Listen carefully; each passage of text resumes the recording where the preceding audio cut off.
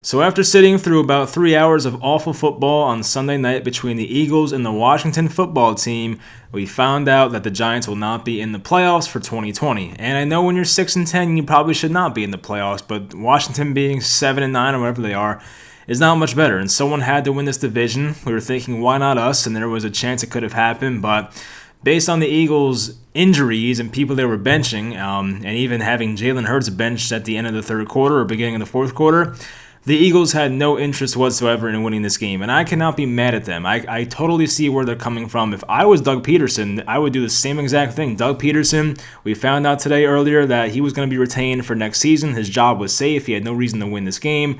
Their season was over. The only thing that was standing in the Eagles' way between them having a good draft pick and falling a bit was winning this game. So if I'm Doug Peterson, I would have done everything I could to lose this game as well. So I don't blame the Eagles. I get where they're coming from. I'm not mad at them. And when you're the Giants and you rely on a division rival to do your dirty work for you, this is what's going to happen. Like, you got to do your own, you got to do stuff for yourself. Like, you cannot go into the last week of the season at 6-10 and expect things to go in your favor. Like, it would have been a miracle. It would have been great if the Giants somehow got in, and it was a 6-point win for Washington. They did not play well in that game, but it sucks. And I was really happy when the Giants won. They played really well. The defense showed up. The Giants did a really good job against the Cowboys receivers. I mean, a lot of guys. Leonard Williams got like 11 sacks on the year, which was crazy, or 10.5, whatever it was. Sterling Shepard was great. Evan Engram, we'll get to him later once we get to the game, but just a crappy situation. And once again, I mean, this is another disappointing year. I know it's still the quote-unquote rebuild, but we're here in year 3, and someone asked me this on Twitter, how do you feel about the direction of this team? I think they're moving in the right direction. I can say that, but do I feel super confident about that direction? Not really. I don't know a lot about this team. Like, we still don't know after year 2 who our quarterback is. Our second overall pick from 2018 really has not been healthy in a long time. We don't know what to expect from him. Andrew Thomas left off on a great note, but a lot of the guys we picked in the earlier rounds are not really looking too great. Like, there's a lot of question marks around them. Yes, I'm excited about bringing back Martinez and Bradbury and some of the younger guys from this year, like Darnay Holmes, and seeing Matt Parrott grow next year. Xavier McKinney had a nice game today, so that's one to look forward to. But there are a ton of question marks. Do I think they could be good next year? It's possible. We'll see what the offseason brings us, but I cannot sit here and say I'm super confident about the Giants going forward. But hey, I mean, we'll see what happens. Once again, it depends on the offseason and what type of moves they make, because the Giants definitely need to fill in some major holes on this defense and even offense. Outside linebacker, cornerback too, wide receiver, maybe another tight end, maybe another offensive line spot. Right guard might be up for grabs next year. There are some holes on this roster, but at the end of the day, it's really not too far off. The Giants have, I feel like, at least some good pieces here to work off of and work with. So it might not be a crazy long ways away to be a competitive team next year and maybe go 8-8, 9-7, maybe 10-6. Like, it's possible. So we'll see what happens in the offseason. But I guess for the whole season, look, I did predict 6-10. I finally got one right. I overestimated our wins the past 2 years, so that was me being a bit too optimistic. This year I said, screw it, 6-10 feels like a good number, and it was right, but it definitely did not go the way I thought it would, because I thought Dallas would be a really good team this year. I did not think 6-10 would even get us even close to the playoffs, but the fact that it came down to the last game of the season on week 17, it kind of just stings a bit, you know what I mean? And it was a rough night. The Nets lost another close game. I was pissed off about it. And then you watch this game, and it's like, oh my God. Like, Washington played like crap. They did not deserve to win that game.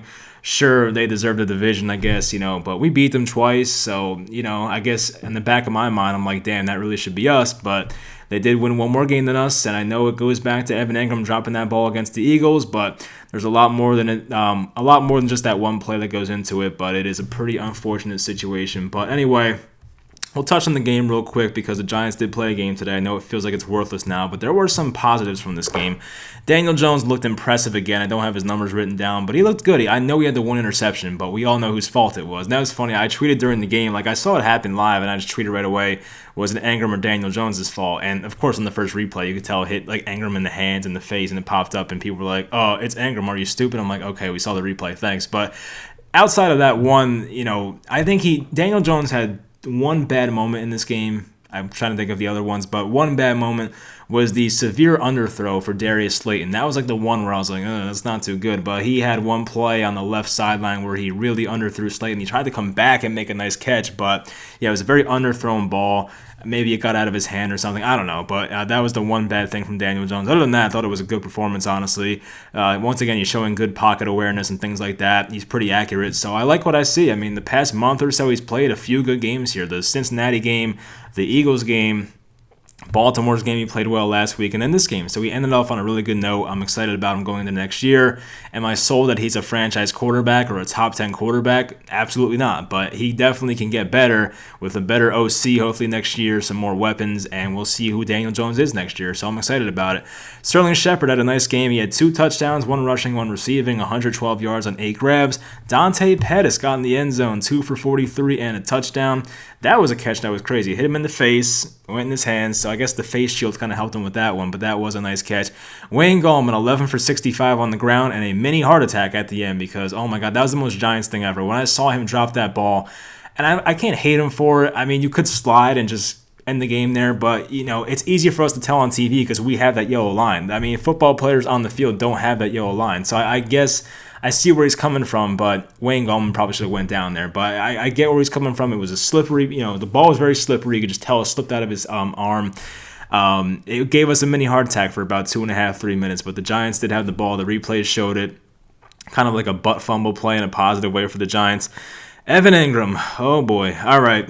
Evan Engram, the roller coaster continues. Good game, terrible game, okay game, good, terrible. It's just, this was an awful one. And, I don't know what they're going to do with him. They picked up the 5th-year option. He'll be here next year. Chances are he'll be on this roster unless someone wants to trade for him. But, I mean, you can definitely single-handedly blame him for a few losses this year. I'm trying to think right now. That Bears game in week 2, he had a costly interception that he popped up. This game, the Eagles game, so that's 3 off the top of my head where he was kind of a big part in doing so. It's nice that he played all 16 games, which was the big question about him, but the hand's got to get better. I mean, the consistency has to be there, and Evan Engram has not been all that consistent this year, and I feel like Jason Garrett didn't use him the right way. Maybe next year he has a good year, but I can't really count on that because he has had way too many down moments this year, and yeah, you got to catch those balls, honestly. It's not good. So the offensive line, on a positive note, they held up pretty well. Guys like Andrew Thomas. I thought Andrew Thomas played a magnificent game today. I think PFF, they didn't come out with grades yet, but I think in their article they said he played very well. When I went back and watched the highlights at like 5 or 6 o'clock or so, I was like, wow, Andrew Thomas actually held up very well in this game. So I don't think he allowed a pressure. Shane Lemieux looked better. That was another good one. I mean, I personally wanted Will Hernandez to play more in that game because I did not trust Shane Lemieux in the pass blocking, but he actually was good in pass blocking this game. So the Giants got that one right. So Shane Lemieux ends the season on a good note. Nick Gates was trying to fight everybody today, which I like. I kind of like that fire in an offensive lineman, so that was good to see. He played well. Zeitler seemed fine. Cam Fleming played basically the whole game. No Matt Parrott. There was not much of an offensive line rotation. No Will Hernandez, I don't think. No Parrott. So the Giants kept it consistent this week for sure. So, yeah, not much offensive line rotation. The Giants were 0 for 7 on 3rd down, so I cannot remember. I think Justin Pennick said this. I cannot remember the last time the Giants won a game where they had no 3rd down conversions. And, I mean, this is a special case, of course, but they go 0 for 7, definitely not good, and that's definitely surprising to see looking back on it. But hopefully next year when we have a new OC, hopefully we can fix those things. The Pettis catch. So this is why I love Mike McCarthy. And when the Cowboys hired him, I was actually low-key very happy about that because I've always thought Mike McCarthy was very overrated. And this was an instance of it once again. This is a coach losing you a game. The ball, I think Jones threw behind Pettis, and he had to come back and get it. And I was going to take this football, but I don't want to take it as in a case or whatever. But the ball basically hit the ground. He kind of trapped it. Didn't even bother to challenge the play. That catch got the Giants in field goal range. Gano hits the, gets the 3 points for the Giants. And I forget if I think it made it a 4-point game. That's probably what happened. So Mike McCarthy definitely could have won that game for the Cowboys possibly because when they were down in the Giants red zone, before Leonard Williams got the sack and the bad interception thrown by Dalton, they could have been down by like 1 point instead. So they could have obviously went down and kicked the field goal to take the lead, but Mike McCarthy kept the challenge flag to himself. I don't know why, but that's the Cowboys' problem, and I hope Mike McCarthy has a very, very long career for the Cowboys. That would be nice for us Giants fans. For the defense, they played very well today, in my opinion. McKinney had his first career interception, almost had another one, but it was called back. I think it was Darnay Holmes on defensive holding, but basically had two today. The one he caught was a pretty nice play. I mean, look, we've seen safeties before not make plays like that. He kind of had to come back to the ball and cut off Dalton Schultz, who could have had a touchdown, so a nice play by McKinney right there. He also had a nice tackle, McKinney, on a bubble screen to CeeDee Lamb. I forget where they were. They were like in the Giants' red zone, so it was a pretty clutch tackle by him. He played a nice game, and he was definitely disappointing last week. I let you guys know about that, but this was a very encouraging sign. I'm excited to see what the film review has to say about him, but we'll find out in a few days. Multiple dropped interceptions. Yes, this was a big one. I think Julian Love, there was an out route where Dalton threw it way too far inside. Julian Love had it in his hands, dropped it. Bradbury had one as well. Freaking Bradbury, of all people, who was just awesome this year. He even dropped an interception. And, of course, the McKinney one that didn't count because of the flag, but the Giants had multiple opportunities for turnovers in this game for sure. Leonard Williams, I don't know how many sacks he had, but it was like 2.5 or 3. He was awesome today. He was everywhere. I don't know what they're going to do with him. Like, we'll find out next year in the offseason what they're going to do with him, because I think they can franchise tag him one more time, but it's going to cost them more money. I've always hoped they get a long-term deal worked out, but Leonard Williams is going to want a crazy amount of money. I don't want to pay him over $16, $17 million. We'll get to that in the offseason, but I just hope we bring him back for a reasonable price next year, because he is a good player. I still want to see him here. Kyler Fackrell had a key sack. Nice to see him back there. You can tell a big improvement over David Mayo, whoever they were throwing out there, even Carter Coughlin. Definitely an improvement to have a guy like Kyler Fackrell out there. Had a key sack on a third down, I believe it was. Blake Martinez was really good in this game. He had a sack as well. Even Dalvin Tomlinson had one. So Blake Martinez was making a lot of tackles in this game, making some nice plays. Even Tate Crowder was pretty good in this game. He stuffed the stat sheet a bit in this one as well. More Julian Love at outside corner than Isaac Yiadom. I didn't see Yiadom at all in this game. I saw Yiadom at like one point, maybe come in for Jabril Peppers on like one play when he was hurt, but it was mostly Julian Love, and Julian Love held up pretty well because none of the Cowboys wide receivers really had a great game in this one, so I thought Julian Love played pretty well, and I'm very happy he's finally playing outside cornerback. I don't know why it took the Giants basically almost 2 years to figure that one out, but maybe next year we see him more at cornerback. Once again, none of the wide receivers had a great game for the Cowboys. That was good to see. They didn't kill us. Jabril Peppers did struggle with Dalton Schultz, who led the Cowboys with 70 yards. I think he had 7 catches for 70 yards. So, yes, some coverage issues right there for Jabril Peppers, but no one in the receiving game really killed the Giants, and the Giants' run defense was good. I think Tony Pollard had 3 yards per carry. Zeke had 3 yards per carry. I know he scored a touchdown, but 3 yards per carry is a very good number. So the Giants overall did play well in this game. Could they have been better on defense and executed on some of those turnovers? Yes. Could they have could have been better on offense and maybe executed that deep ball to Slayton and do some other things? Yes. But overall, they did enough to win that game. I thought they played pretty well to end the season. So they end at 6-10. Washington is in the playoffs now. The Giants are out, and they do hold now the 11th pick in the draft. And that's like, as I said, it's like the worst case scenario where the Giants win. If the Giants lost this game, they probably could have had like the 6th, 5th, 7th pick, but now they're down to 11, which might not be a bad thing. Honestly, there's a theory going around, I've heard, that the number 11 pick is often a really good pick in the draft. I'm going to go back and look on this because I feel like I've heard this one before. But I think, for instance, even last year, Mekhi Becton was the number 11th overall pick, and there's definitely a lot of good ones. I think Minkah Fitzpatrick maybe. Like, there's a lot of good ones. I'll look that one up.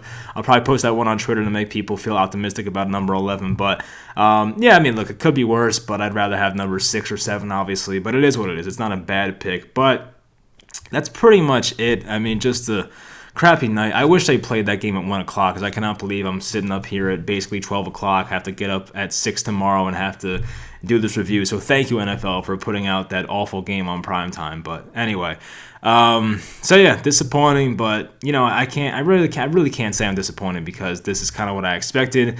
You're not supposed to make the playoffs at 6-10, but we kind of got our hopes up in a way, myself included. I kind of wanted to make the playoffs, of course. So you know, that's I guess our own doing there. But yes, screw the Eagles. They didn't want to win that game. I can't blame them once again, but it sucks for us because as Giant fans, it feels like nothing ever goes our way, and that Eagles game was a prime example of it. So I can't say I'm surprised, but it is what it is.